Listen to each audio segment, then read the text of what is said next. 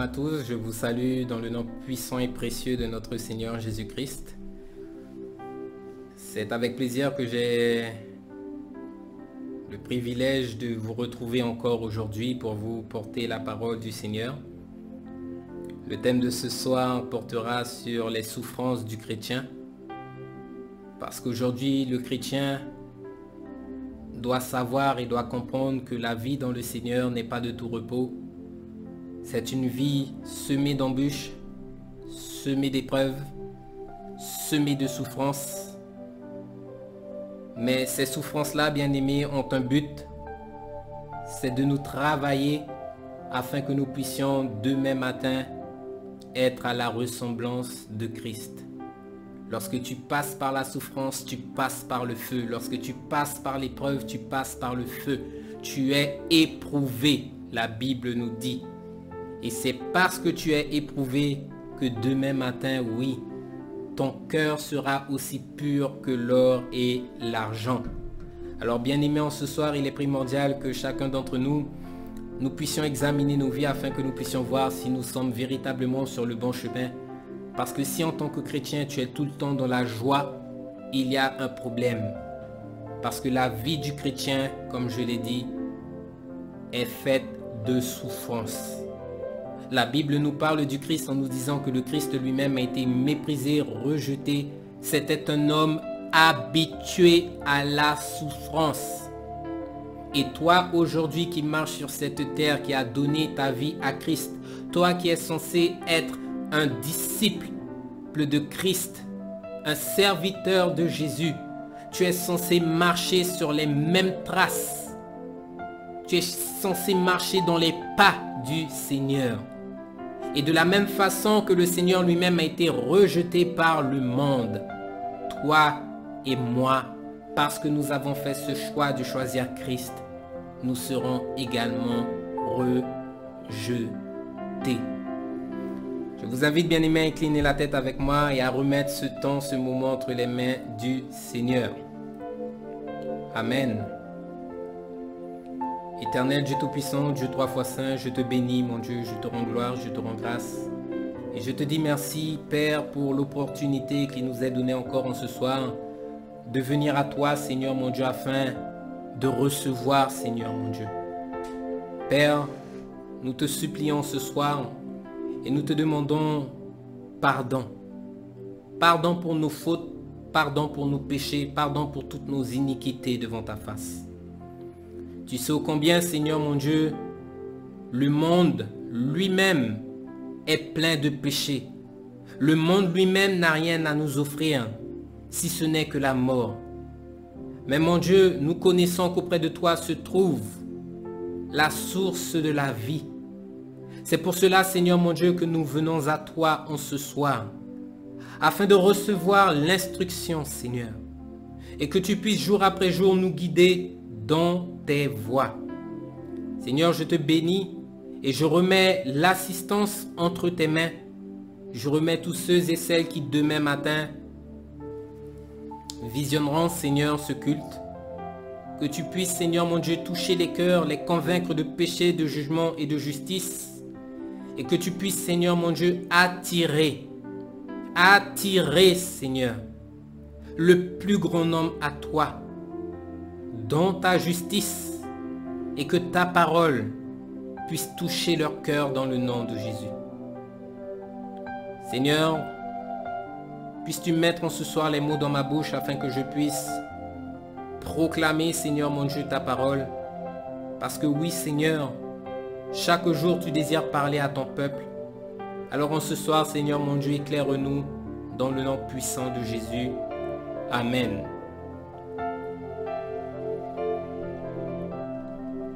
Alléluia.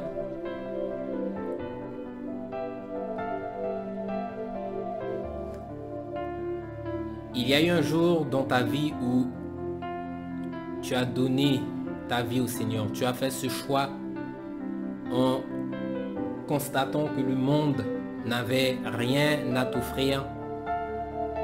Tu as élevé tes yeux vers le ciel et tu as demandé au Seigneur d'être ton sauveur. Tu as demandé au Seigneur son assistance afin qu'il puisse te tenir par la main et qu'il puisse aujourd'hui conduire ta vie.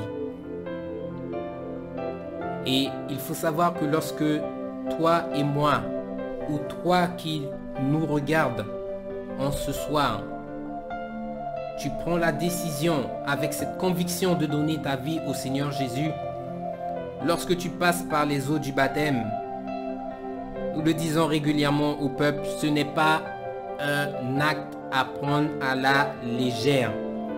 À partir du moment que tu passes par les eaux du baptême, que tu acceptes le Seigneur, il y a un contrat qui est établi entre toi et le Seigneur Jésus. Mais tant de fois, nous chrétiens, nous oublions le contenu de ce contrat. Nous oublions les clauses qui nous lient et les obligations qui nous sont demandées au travers de ce contrat. Et pourtant, un jour, toi et moi, nous avons signé ce contrat.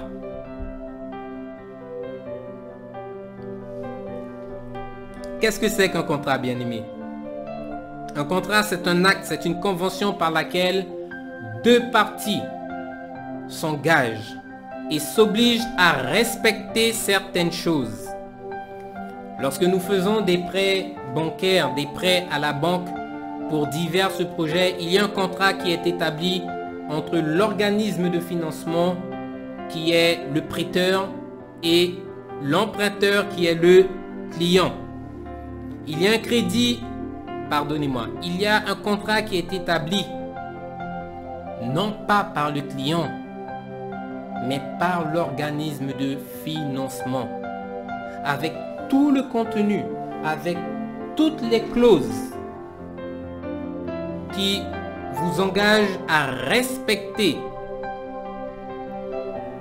le présent contrat, sous peine d'être trouvé dans une difficulté ou d'être trouvé dans toutes sortes de problèmes. Lorsque tu fais un prêt bancaire, il y a une clause, une phrase qui stipule dans le contrat qu'un crédit t'engage et doit être remboursé. Vérifie bien tes capacités de remboursement avant de t'engager. Personne ne s'engage sans connaître le contrat, sans connaître les clauses, sans connaître le contenu. C'est la même chose avec le Seigneur Jésus. Lorsque tu te donnes au Seigneur, il y a un contrat que tu signes. Et ce contrat, bien-aimé, il arrivera à sa fin à partir du moment que le Seigneur lui-même viendra nous chercher, ou si la mort vient à te trouver ici-bas sur cette terre. Si le contrat que tu passes avec le Christ, lorsque tu lui as donné ta vie, n'est pas honoré, il y a toutes sortes de conséquences. Il y a même un danger auquel tu t'exposes parce que tu as signé un contrat et que tu es retourné dans le monde. J'invite le peuple dans le livre de 2 Pierre.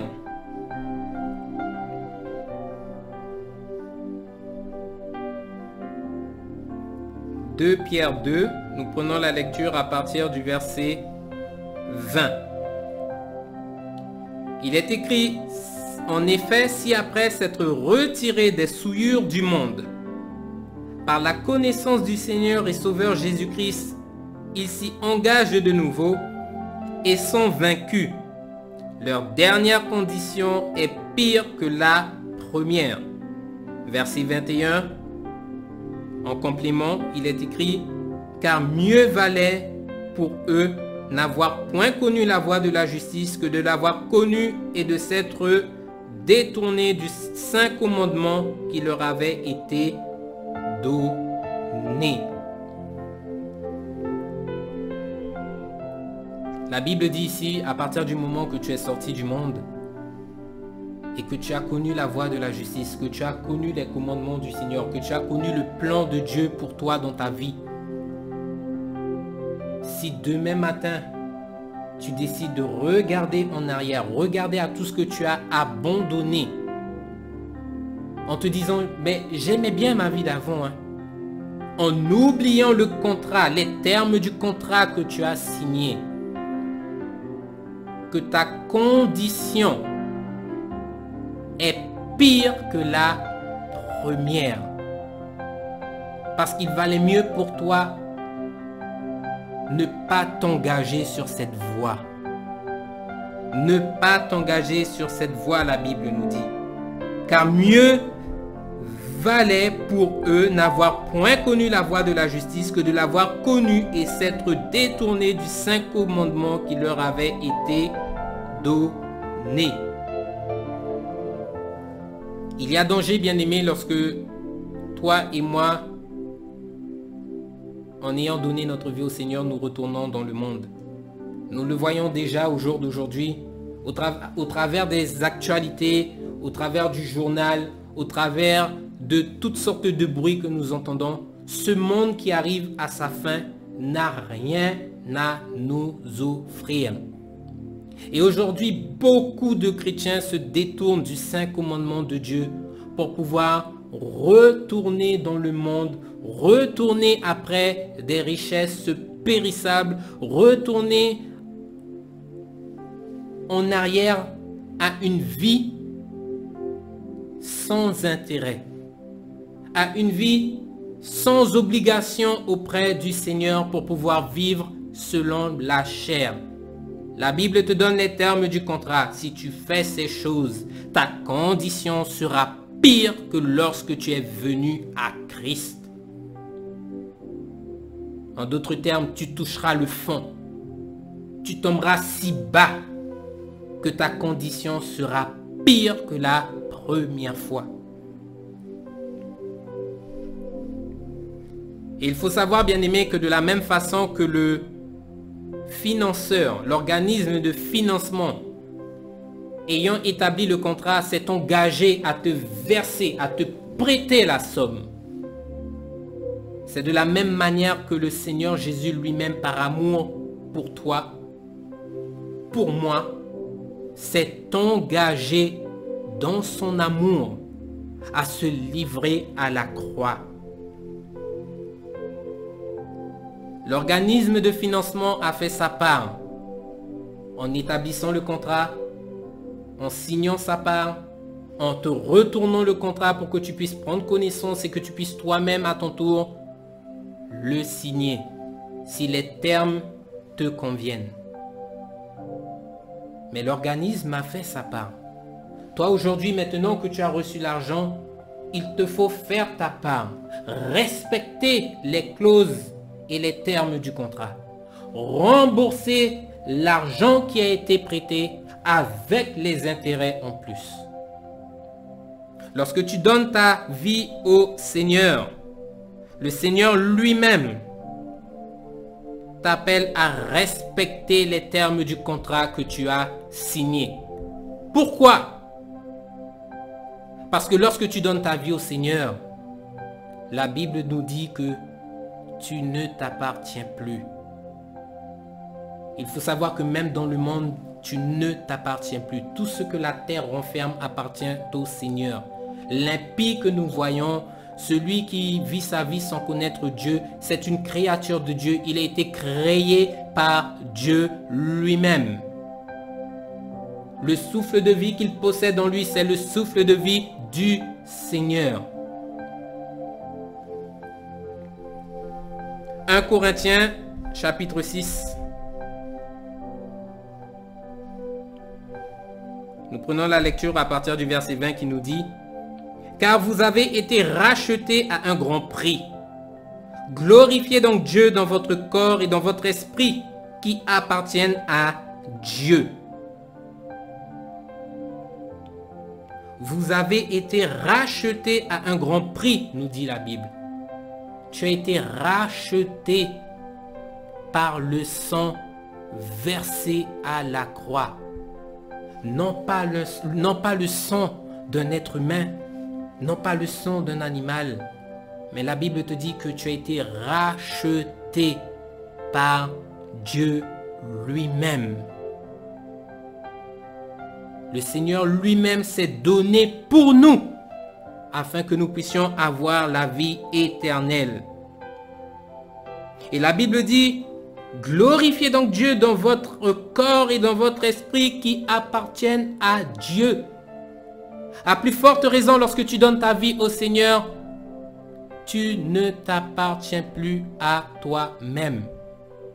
Tu t'es détourné du monde pour pouvoir vivre non plus une vie sous la direction, sous l'influence de la chair, mais vivre une vie selon le commandement, selon la justice de Dieu, selon l'esprit de la grâce qui nous a été accordé.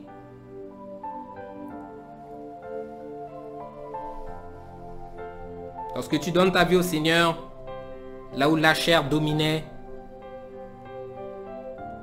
là où ta volonté elle-même dominait, là où le vieil homme dominait, tu dois apprendre à délaisser ces choses, à t'abandonner chaque jour aux pieds du Seigneur, afin que ton moi-je puisse mourir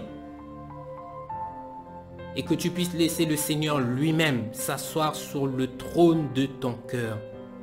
Quand tu donnes ta vie à Christ, tu ne vis plus pour toi-même, mais c'est Christ qui vit en toi. C'est Christ qui dirige tes pas. C'est Christ qui dirige ta vie.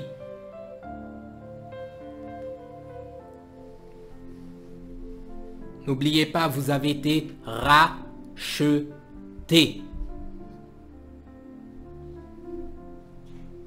La Bible nous dit, bien-aimés, j'invite le peuple dans le livre de Jean. Jean chapitre 15, nous prenons la lecture à partir du verset 18. Ici, c'est le Seigneur Jésus-Christ qui nous parle, verset 18 du livre de Jean au chapitre 15. Le Seigneur nous dit, si le monde vous hait, sachez qu'il m'a haï avant vous. Si vous étiez du monde, le monde vous aimerait. Mais parce que vous n'êtes pas du monde et que je vous ai choisi du milieu du monde, à cause de cela, le monde vous hait. Le Seigneur Jésus, lorsqu'il a vécu ici-bas sur cette terre, a toujours été méprisé, calomnié, rejeté, outragé. Mais la Bible nous montre que le Seigneur Jésus-Christ est demeuré intègre, fidèle, parce qu'il connaissait de qui il venait et il connaissait l'importance de la mission qu'il avait à accomplir afin de nous ouvrir la voie qui nous ramène au Père. Et le Seigneur Jésus-Christ a été haï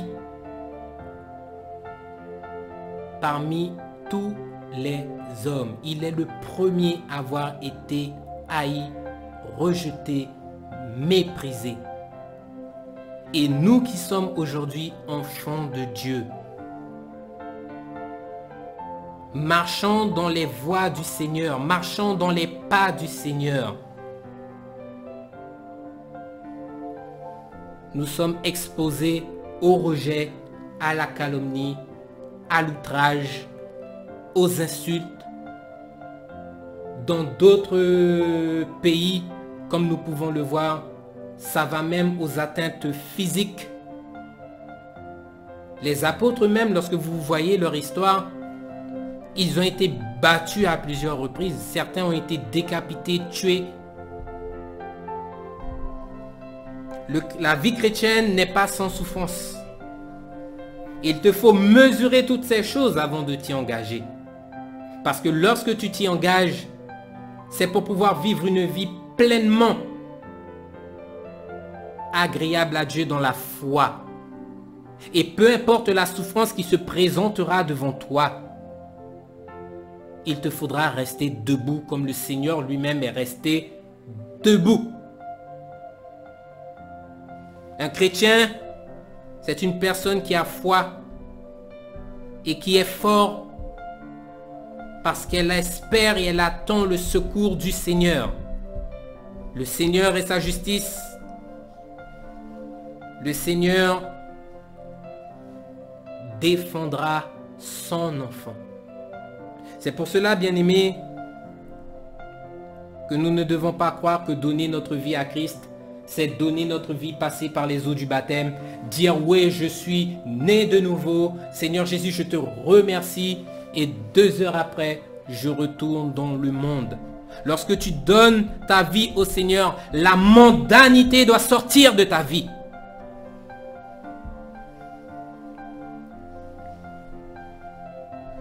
Tu seras haï comme le Seigneur. Tout simplement pourquoi? Parce que tu ne portes plus l'identité du monde.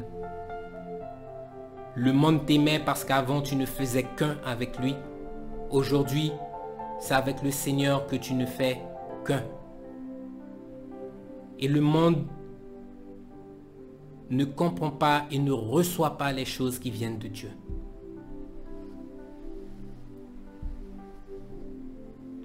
Luc 6.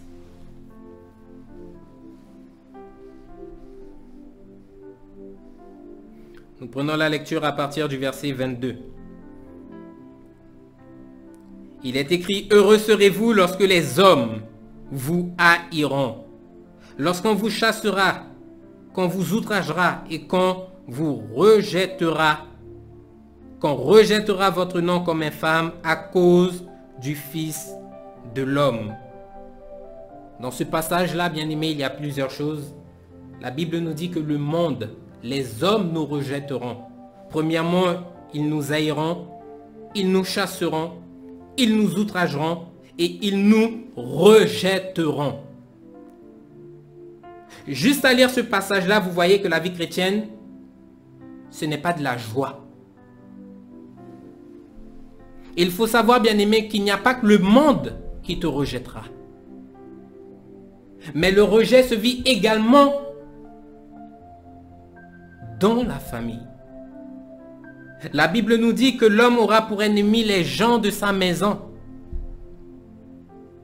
Combien sont les personnes qui, dans un foyer, ont connu la grâce de Dieu, ont connu les voies du Seigneur, mais sont devenues des personnes totalement méconnaissables pour leurs parents ou pour leurs frères, pour leurs sœurs, et comme aujourd'hui on ne les comprend plus, tout simplement pourquoi? Parce que le style de vie a changé.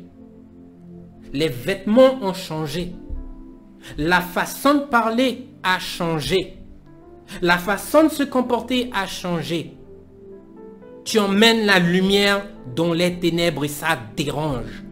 On te déteste parce que tu as une identité que le monde ne connaît pas.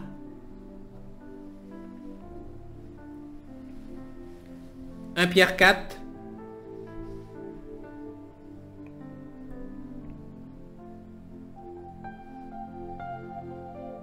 Prenons la lecture à partir du verset 3. Nous allons voir ici pourquoi le monde lui-même nous rejette. Il est écrit, c'est assez en effet d'avoir dans le temps passé, lorsque tu étais dans le monde, d'accomplir la volonté des païens, en marchant dans le dérèglement, dans les convoitises, dans l'ivrognerie, dans les orgies, dans les idolâtries criminelles. Aussi trouve-t-il étrange que vous ne vous précipitiez pas avec eux dans le même débordement de débauche et ils vous calomnient. Lorsque tu étais dans le monde, tu avais pour habitude de braquer les gens, de voler les gens, d'insulter les gens. Aujourd'hui, tes amis voient que le comportement que tu avais avant n'est plus le même. Tu as arrêté de braquer les gens, tu as arrêté d'insulter les gens, tu as appris à t'habiller de façon modeste, de façon sobre, à couvrir ton corps qui est le temple du Saint-Esprit. Tu as renoncé à tout ce que le monde offre, mais qui emmène à la mort. Et parce qu'aujourd'hui tu as renoncé à toutes ces choses, la Bible te dit qu'on trouve étrange que tu ne fasses plus la même chose. Pourtant, avant, tu les faisais. Aujourd'hui, tu ne les fais plus. Tes amis se diront, mais non, mais il y a un problème. c'est pas l'ami que j'ai connu il y a 2 ans, c'est pas l'ami que j'ai connu il y a 3 mois. Il y a 3 mois, il sortait de prison, il avait été braqué quelqu'un d'autre, il est retourné au fond. Aujourd'hui, c'est une personne mariée, il a des enfants, il a un foyer et il ne traîne plus avec nous. Oui, bien-aimé, lorsque tu trouves le Seigneur, lorsqu'il vient à toi, lorsque tu vas à lui, le Seigneur impacte ta vie au point de la changer, de la transformer.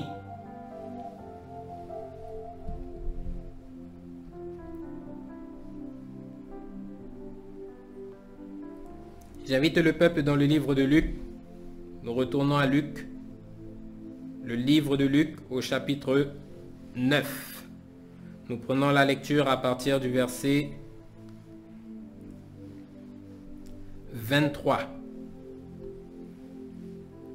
Il est écrit, ici c'est le Seigneur Jésus qui parle à ses disciples, pardonnez-moi, et qui leur dit: si quelqu'un veut venir après moi, qu'il renonce à lui-même, qu'il se charge de sa croix chaque jour et qu'il me suive. Si tu veux venir à Christ, tu dois tout d'abord renoncer à toi-même, renoncer au vieil homme, renoncer à ta propre volonté, renoncer au moi, je. Tu dois apprendre à mourir à toi-même, à mourir au péché. Et la Bible nous dit qu'il se charge de sa croix chaque jour.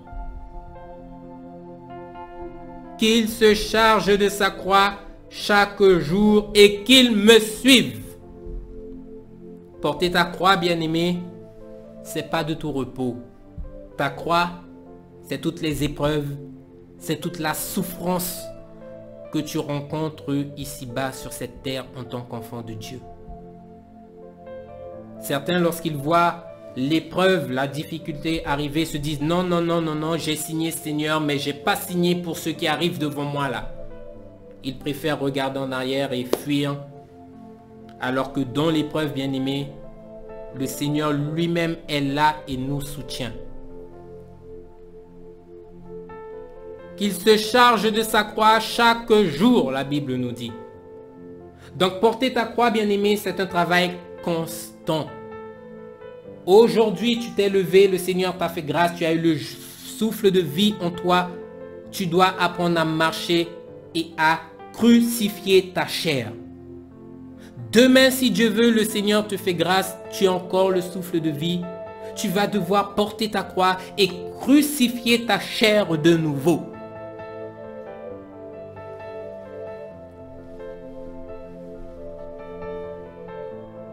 Le livre de Romains, Romains 8, à partir du verset 12. Il est écrit: ainsi donc, frères, nous ne sommes point redevables à la chair pour vivre selon la chair. Si vous vivez selon la chair, vous mourrez. Mais si par l'esprit vous faites mourir les actions du corps, vous vivrez. La Bible nous dit, au travers des 2 passages que nous venons de lire, de Luc 9 et de Romains 8, depuis que tu as donné ta vie au Seigneur Jésus, depuis que tu es né de nouveau, bien-aimé, le passage est clair. Tu n'as plus à obéir au désir de ta chair. Tu n'as plus à être sous l'influence de ta chair. Parce que le Christ a payé pour toi pour qu'aujourd'hui tu sois libre. Que tu sois libéré de l'emprise de la chair. Que tu ne dois plus vivre selon les rudiments de la chair, selon l'œuvre de la chair, mais tu dois apprendre à vivre selon l'œuvre et la direction de l'Esprit. Alléluia.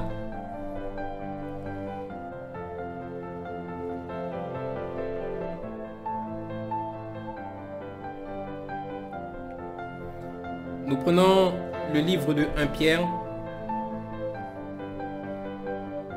1 Pierre, chapitre 2, à partir du verset 21.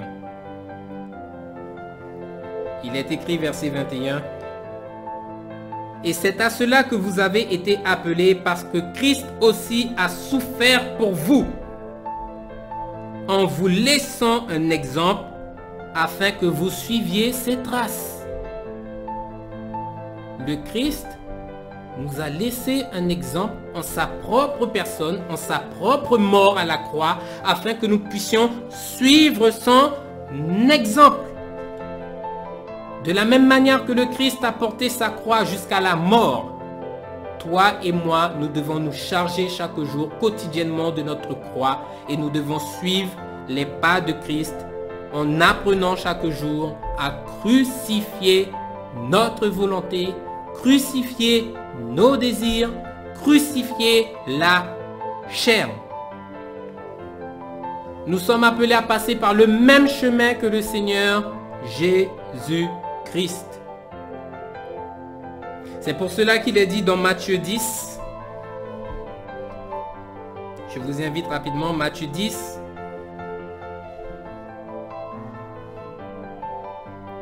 Celui qui ne prend pas sa croix et ne me suit pas, verset 38, n'est pas digne de moi.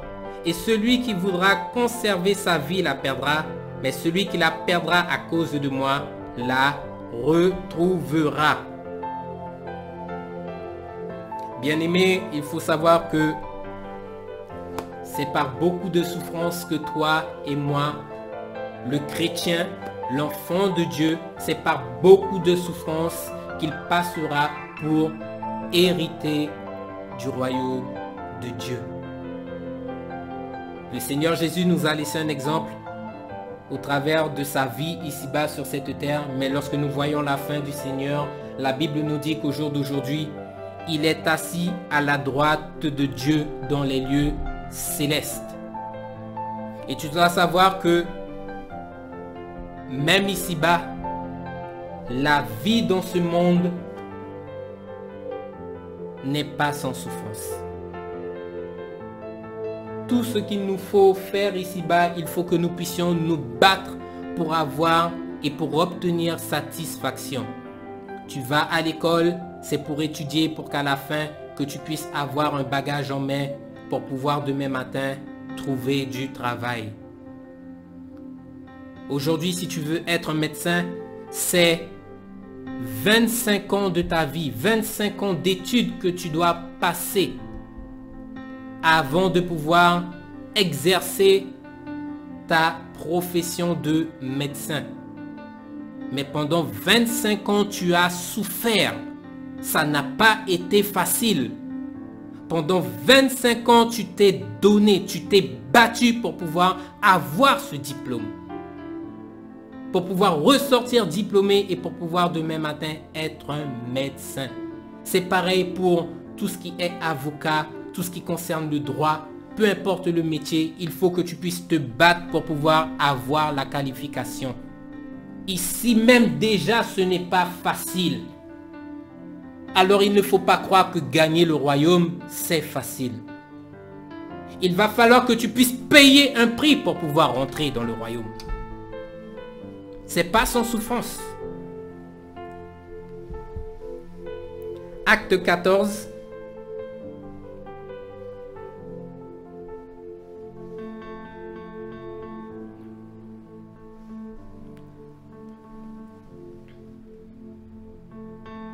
À partir du verset 21. Il est écrit: quand ils eurent évangélisé cette ville et fait un certain nombre de disciples, ils retournèrent à Lystre et à Icône et à Antioche, fortifiant l'esprit des disciples, les exhortant à persévérer dans la foi en disant: c'est par beaucoup de tribulations qu'il nous faut entrer dans le royaume de Dieu. On n'a pas dit c'est par peu, hein. C'est par beaucoup de souffrances qu'il nous faut entrer dans le royaume de Dieu. Il va falloir que tu te fasses violence pour pouvoir gagner le royaume. Ce n'est pas de tout repos.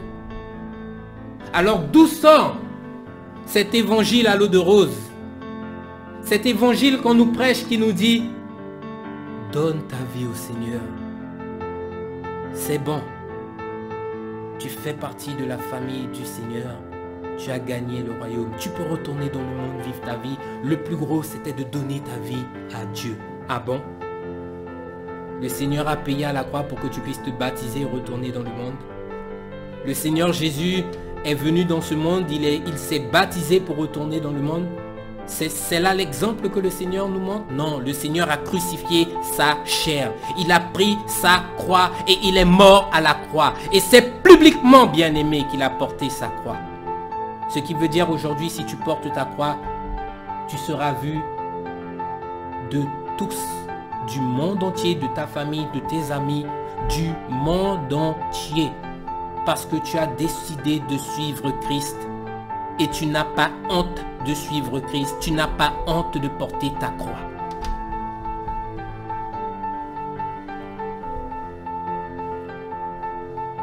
Philippiens.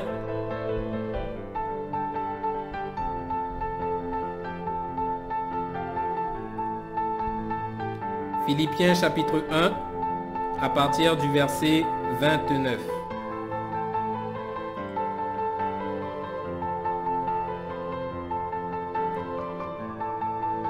Il est écrit verset 29, Philippiens 1. Et cela vient de Dieu, car il vous a été fait la grâce par rapport à Christ, non seulement de croire en lui, mais encore de souffrir pour lui. Tu crois en Christ, mais tu dois souffrir pour la cause de Christ. Aujourd'hui, si tu as la Bible entre tes mains, c'est parce qu'il y a des personnes qui en amont ont souffert. Le Christ a souffert, il a laissé le travail à ses disciples qui l'ont continué dans la souffrance, qui sont morts par les persécutions pour qu'aujourd'hui, que cette parole, l'évangile puisse nous parvenir. Et la Bible nous dit, mais encore de souffrir pour lui. Quand tu donnes ta vie au Seigneur et que tu fais l'œuvre à laquelle le Seigneur t'appelle, oui bien-aimé, tu souffres pour le Seigneur lorsque tu luttes pour la cause de Christ. Parce que nous savons que lorsque nous sommes dans le champ du Seigneur, ce n'est pas facile. En évangélisation, tu as droit au mépris, tu as droit au rejet, tu as droit aux insultes. Tu as droit au doigt d'honneur. Tu as droit à toutes sortes de choses. C'est une souffrance que de voir que tes yeux sont ouverts, de voir que tu te diriges vers la vie, de voir que beaucoup sont en train de marcher sur le chemin large et spacieux. Et encore même dans ta famille, tu leur apportes cette vérité, tu leur apportes ce chemin. Mais ils ne veulent pas. C'est une souffrance que de voir les gens se diriger vers la mort. Nous devons soutenir la cause du Christ et nous devons souffrir également pour le Christ.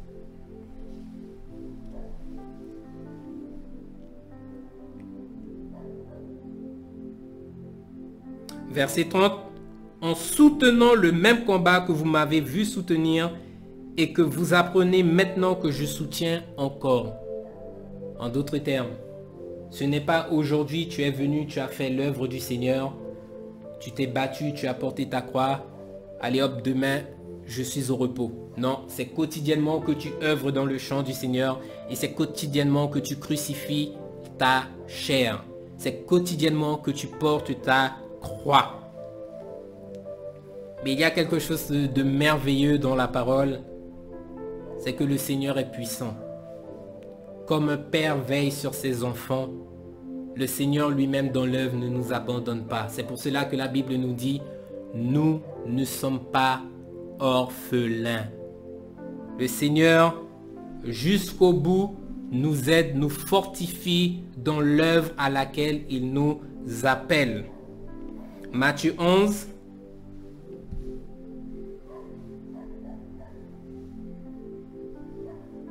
À partir du verset 29. Il est écrit, prenez mon joug sur vous et recevez mes instructions. Car je suis doux et humble de cœur et vous trouverez le repos pour vos âmes. Car mon joug est doux et mon fardeau léger. Amen. Prenez mon joug, portez ma cause et recevez mes instructions. On t'a pas dit de recevoir les instructions du monde, mais de recevoir les instructions qui viennent du Seigneur, de recevoir les instructions de son Saint-Esprit. Car je suis doux et humble de cœur et vous trouverez le repos pour vos âmes. Le repos pour ton âme ne se trouve qu'auprès du Seigneur, pas dans le monde. Dans le monde, ce qui t'attend, c'est la mort, c'est les flammes.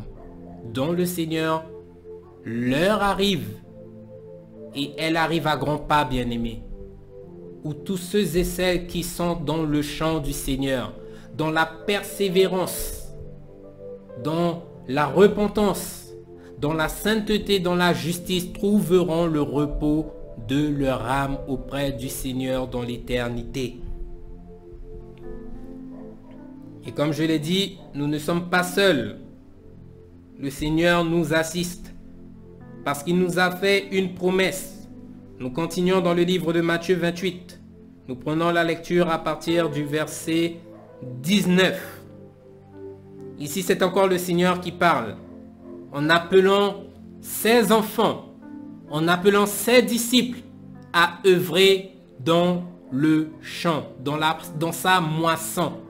Et il nous dit, allez et faites des nations des disciples en les baptisant au nom du Père, du Fils et du Saint-Esprit. Et enseignez-leur à observer tout ce que je vous ai prescrit. Et voici la promesse du Seigneur. Et voici, je suis avec vous tous les jours jusqu'à la fin du monde. Lorsque tu travailles dans le champ, dans la moisson du Seigneur, tu n'es pas seul, le Seigneur t'assiste.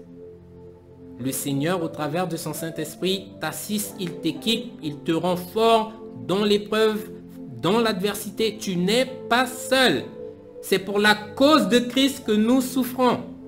C'est pour la cause de Christ que l'évangile avance.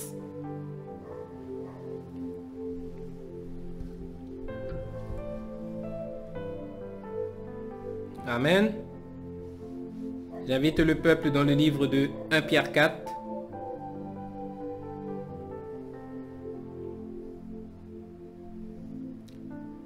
« 1 Pierre 4, nous prenons la lecture à partir du verset 14. Il est écrit, si vous êtes outragés pour le nom de Christ, vous êtes heureux parce que l'Esprit de gloire, l'Esprit de Dieu repose sur vous. L'enfant de Dieu, l'Église de Christ est amenée à souffrir. L'Église de Dieu est amenée à être calomniée, outragée, méprisée, mais malgré toute la souffrance qu'elle endure ici-bas sur cette terre, elle ne se lasse point de persévérer pour la cause de Christ. Elle continue à marcher comme Christ lui-même a marché.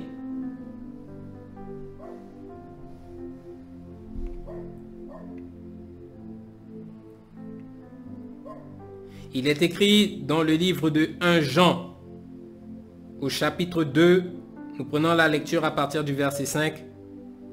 Mais l'amour de Dieu est véritablement parfait en celui qui garde sa parole. Par cela, nous savons que nous sommes en lui, et celui qui dit qu'il demeure en lui doit marcher comme Christ lui-même a marché. En d'autres termes, si tu marches sur un chemin parallèle au chemin du Seigneur, non, bien-aimé, tu n'es pas sur le bon chemin, tu n'es pas dans la bonne direction, tu n'es pas dans le bon combat. Tout disciple de Christ doit mener le même combat que le Maître. se battent pour le salut des âmes. J'invite le peuple dans un dernier passage et nous clôturons après. Dans le livre de Romains, à partir du verset du chapitre 8, nous prenons la lecture à partir du verset 17. Il est écrit, or, si nous sommes enfants, nous sommes aussi héritiers de Dieu et co-héritiers de Christ, si toutefois nous souffrons avec lui afin d'être glorifiés avec lui. Verset 18. J'estime que les souffrances du temps présent ne sauraient être comparées à la gloire à venir qui sera révélée pour nous. En d'autres termes, toi qui demain matin veux aller dans le royaume, tu dois prendre part aux souffrances de Christ. Et la Bible nous dit que si toutefois nous prenons part aux souffrances de Christ, nous sommes également co-héritiers avec Christ dans le royaume. N'oubliez pas, la Bible nous dit que le Seigneur lui-même s'est fait pauvre. Il s'est dépouillé afin de nous enrichir. En d'autres termes, ce que le Seigneur lui-même possède, nous le posséderons aussi dans le royaume. Verset 18, la Bible nous dit, j'estime que les souffrances du temps présent ne sauraient être comparées à la gloire à venir qui sera révélée pour nous. En d'autres termes, peu importe les souffrances, peu importe les difficultés que tu passes, que tu traverses sur cette terre, que ce soit dehors, que ce soit dans ta famille, toutes ces souffrances réunies ne sont pas comparables à la récompense, à la bénédiction qui t'attend demain dans le royaume. Nous souffrons peu pour hériter beaucoup dans la gloire de Dieu. Il est préférable que nous puissions souffrir ne serait-ce qu'un peu de temps afin demain d'être débarrassés, déchargés de toutes ces difficultés. Parce que oui, lorsque l'enlèvement aura lieu, bien-aimé, toi et moi, si nous faisons partie de ceux et celles qui sont enlevés, la souffrance, la douleur, le mépris, la calomnie, toutes ces choses s'arrêteront ce jour-là. Tu ne rentreras pas dans le royaume en étant calomnié, mais tu seras avec tous ceux et celles qui ont combattu le même combat, le combat de la foi, le combat du Christ. Tu n'auras plus de souffrance, tu n'auras plus à aller travailler pour pouvoir payer des factures, tu n'auras plus à te lever de bon matin, bonne heure pour pouvoir aller gagner un salaire misérable. Parce qu'ici-bas, nous sommes plus qu'exploités. Tu n'iras pas, il n'y aura pas ces choses dans le royaume.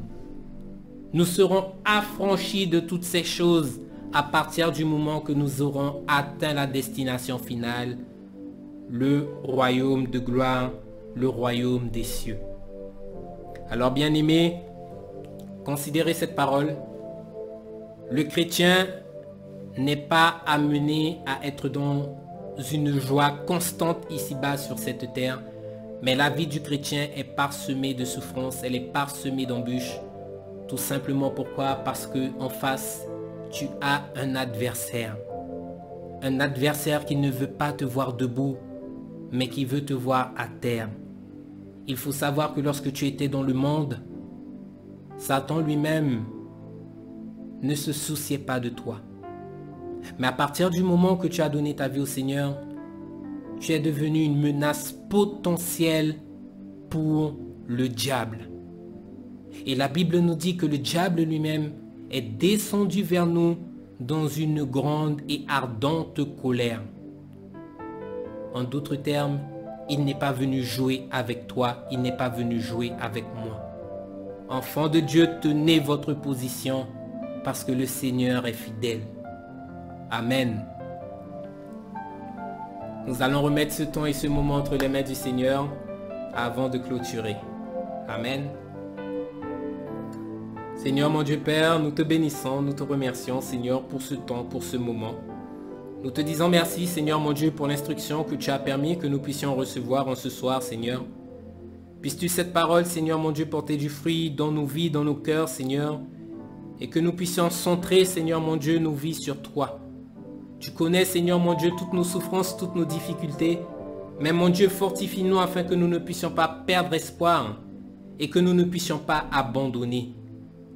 Parce que c'est dans le feu de l'épreuve, Seigneur, que tu purifies, que tu fortifies et que tu éprouves, Seigneur mon Dieu, tes enfants. Alors, Seigneur, aide-nous à ressortir, Seigneur mon Dieu, de ce feu, du feu de l'épreuve éprouvé, plus fort que jamais, Seigneur, persévérant et nous perfectionnant jour après jour dans ton œuvre. Seigneur, je te remets chacun, chacune, que tu puisses les accompagner, Seigneur, et que tu puisses les guider sur ce chemin. Parce que nous savons tous que ce n'est pas facile, mais mon Dieu, tu l'as promis, jusqu'à la fin du monde, tu seras avec nous. Merci, Seigneur, pour tout ce que tu fais chaque jour, parce que nous savons que tu luttes, Seigneur, afin que nous puissions rentrer dans le royaume, rentrer dans le droit chemin, dans le nom puissant de Jésus. Amen. Que le Seigneur vous bénisse.